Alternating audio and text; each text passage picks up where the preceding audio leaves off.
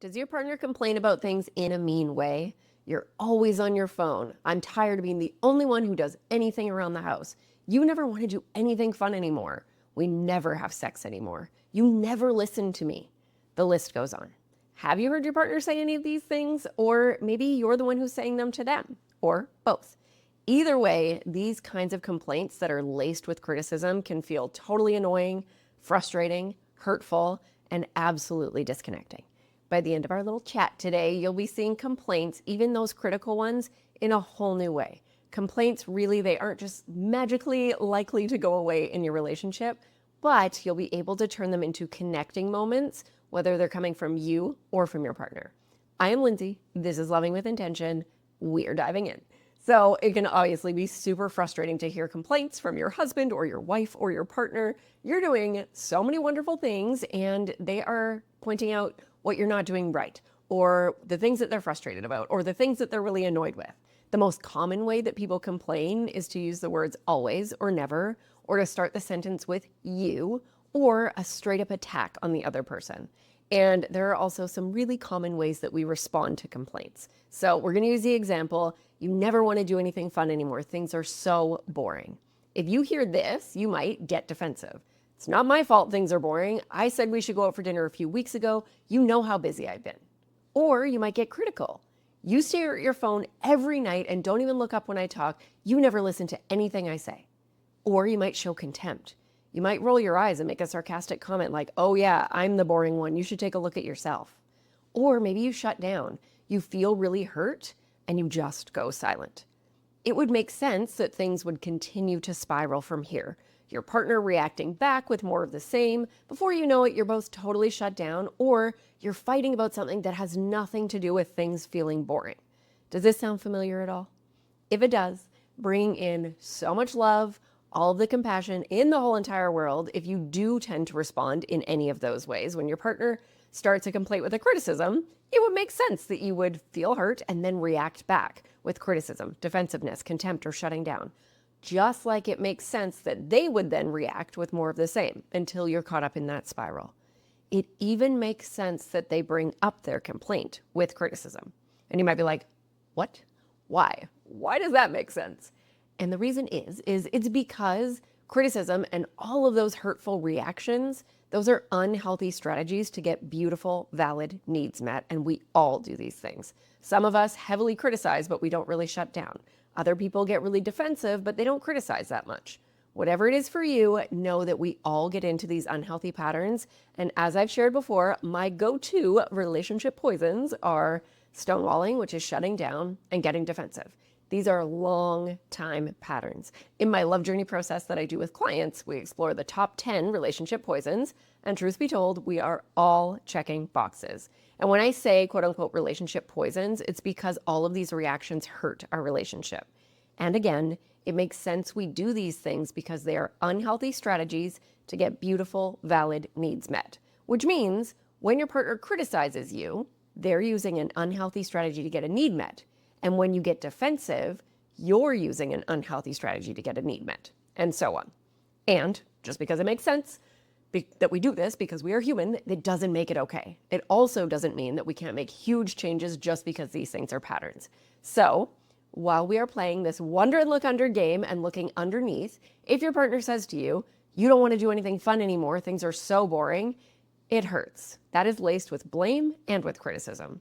And if we want to start to change this pattern and turn this into a connecting moment rather than a fight or silence that feels so disconnecting, this is where we get to get curious, which really isn't easy when you're getting blame and criticism thrown at you.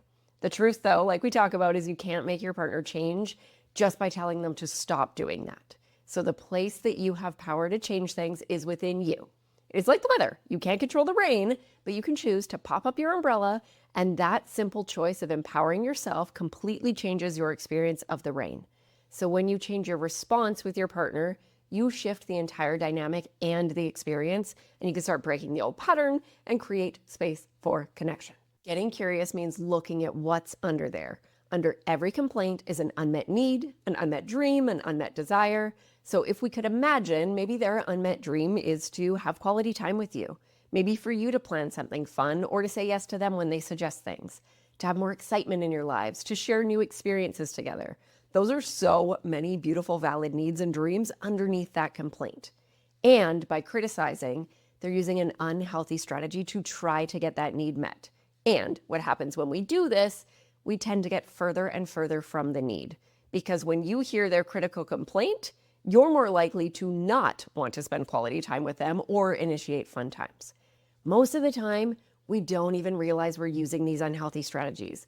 Your partner may be thinking, I have told her so many times that things feel boring and that I just want to have quality time, but she never listens. We get so caught up in these unhealthy patterns, and they usually started way back, like when we were kids. So these are long-time patterns, but because you are here and you're hanging out with me, you are choosing to see things differently, to learn and to grow.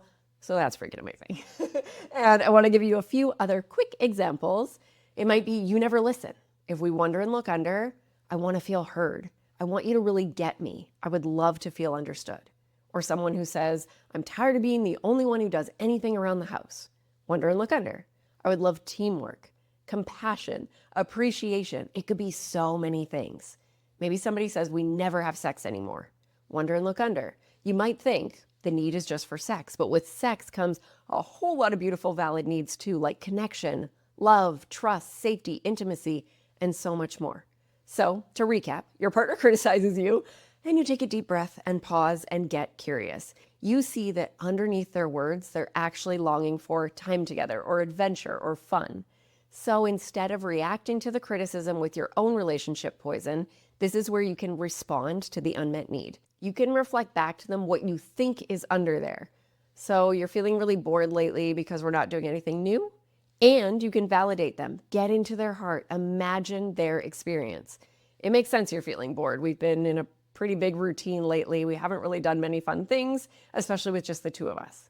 It makes sense is so validating. It doesn't mean that you think things are boring. It doesn't mean that you think that they should feel bored. It just means they are sharing their experience with you. It is true to them, and you're validating that. If they're feeling bored, that's the reality. Trying to tell them they shouldn't, that's invalidating. And then we can sprinkle in some appreciation. I appreciate you letting me know so that we can do something about it. And then get curious. What might feel better? What would you like to do? And you might be thinking, what the heck? They just blamed and criticized me, and I have to come in with reflective listening, validation, appreciation, and trying to make things better? Does that not tell them that it's okay to criticize me or bring things up like that? I totally get that. It is so freaking hard to be the one to go first to change these patterns. It can feel like you're being a pushover, like you're just being kind when they're criticizing you. And imagine responding with kindness over time. What will happen when this becomes a pattern? Over time, it could lead to more open, a more balanced dynamic where critical complaints are less frequent and things are more easily talked about. Where your partner brings up complaints in a healthy way, they share their needs, you start to shift things. Otherwise, nothing changes if nothing changes, so you really get to be the change. And of course, it is so important to address the criticism. And when you do, I imagine that you would love to feel heard and maybe even for your partner to apologize to you. In that moment where they're criticizing you and you're feeling attacked, the likelihood of you feeling heard in that moment or being heard, it's pretty low. But the likelihood of you feeling heard and maybe even apologize to when you bring it up outside of the triggered moment, after hearing, validating, appreciating them, oh my goodness, it is so much more likely.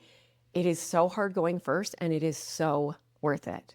Saying something later like, I really appreciate you telling me about being bored because I'm looking forward to doing more fun things with you, and I definitely want to initiate some of those things. And when you brought it up and said that I never want to do anything fun and that life is boring, I felt hurt and attacked. It makes so much sense that you're feeling bored, and I would have loved if you told me in a way that was like, I'm feeling really bored lately. I want us to do something fun. Can we do that? That would have felt so much better, and it wouldn't have felt bad at all. So your approach here when you talk about the criticism, it matters so much. The timing, how you say it, just like their critical complaint, it would be so easy for you to say something like, I get that you're bored, but you don't have to be such a jerk, which could then spiral into the same old dance, leaving you both feeling totally unheard, unappreciated, unseen. And speaking of your approach, the approach I just shared is the healthier way to complain. You can start this pattern next time you feel bothered by something that your partner's doing. The Gottman Institute talks about the soft startup. This startup is the opposite of the harsh startup that comes when we have a critical complaint. You're starting the conversation with appreciation that they brought it up, and then you are clearly stating the thing that happened that didn't feel good when you said, I never want to do anything fun. And then you're stating your feelings. I felt hurt. I felt attacked. And then you're sprinkling in some validation, and then you painted the dream.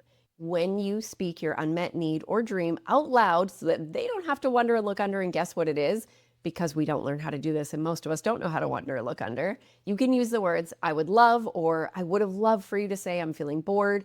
Can we do something fun together? This sets you up for success in being heard.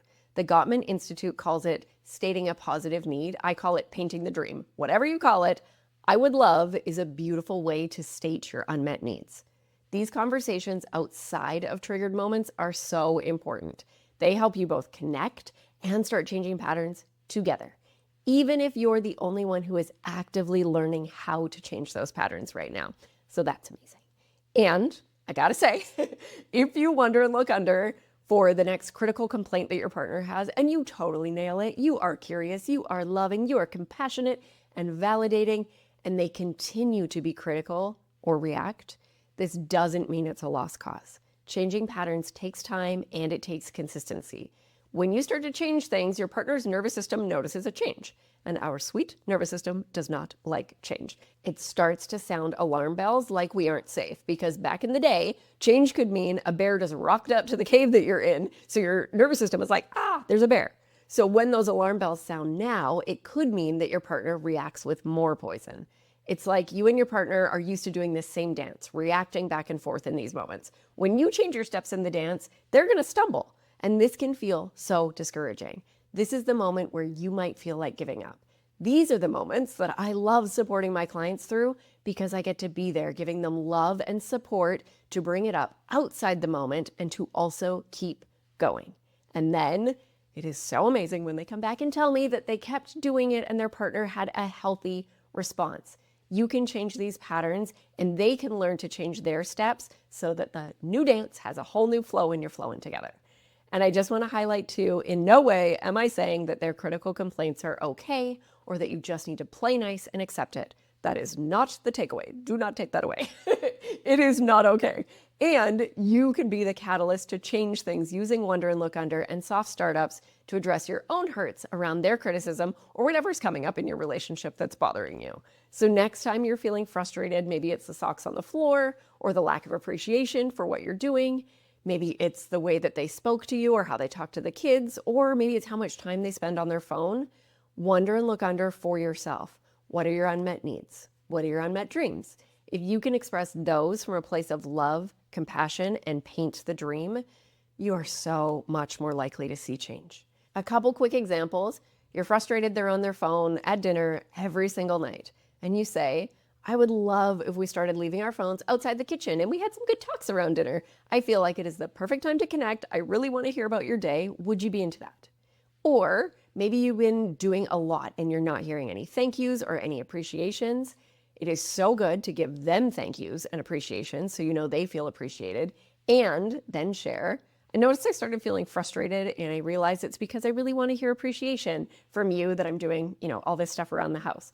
I know you totally appreciate it, and it means a lot whenever you say it. I love when you say it. Do you think you could express it more? And also let me know what you need from me for you to feel so good.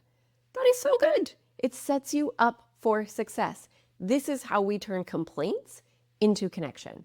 We are speaking to the beautiful, valid, unmet needs and dreams for ourselves and for our partner. We start to fulfill those for ourselves and for our partner, for each other. It can be such a beautiful thing. I would love to hear your thoughts on this video in the comments. Your intentional action for this week is to get curious. What is something that your partner has complained about recently, or something that you've heard them say a lot that feels critical? It's a good time to wonder and look under. What is the unmet need or the unmet dream under that unhealthy strategy to get a need met? Just start there. Work that wonder and look under muscle. When you practice this outside of triggered moments, it means that when triggered moments come up where they're complaining with criticism, you're going to be able to access wonder and look under so much more readily. You can learn more about wonder and look under with the video on the screen so that you can really go deep and create that change, and it might help you Wonder and look under for those things for your partner. You are amazing for diving in. Thank you so much for being here. I'm sending so much love into your day. Remember, nothing changes if nothing changes. So let's have an intentional week. Bye.